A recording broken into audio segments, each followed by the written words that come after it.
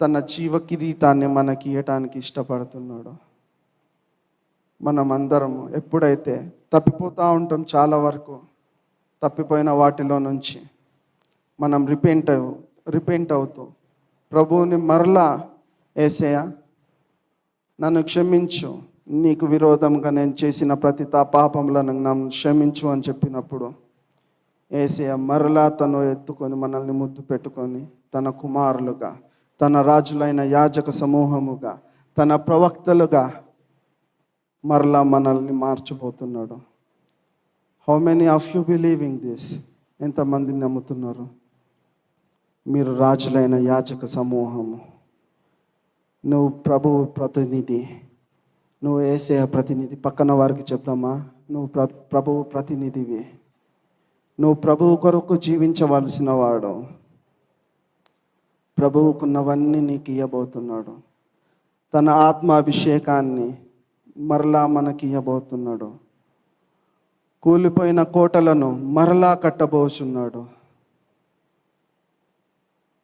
Thank you lord.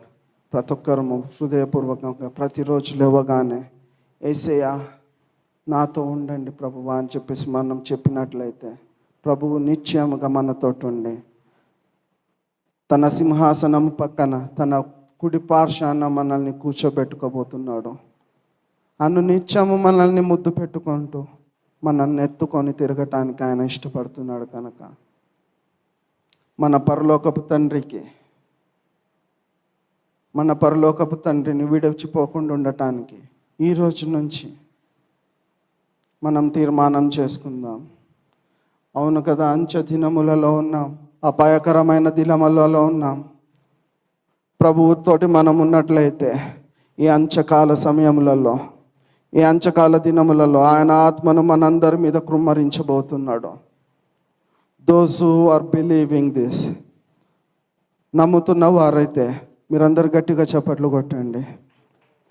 మీరు ఎప్పుడైతే నమ్ముతున్నారో అంచకాల సమయంలో, అంచకాల దినములలో ఆయన ఆత్మను మనకు కుమ్మరించి మన పిల్లలు ప్రవచించడం మనం చూడబోతున్నాం.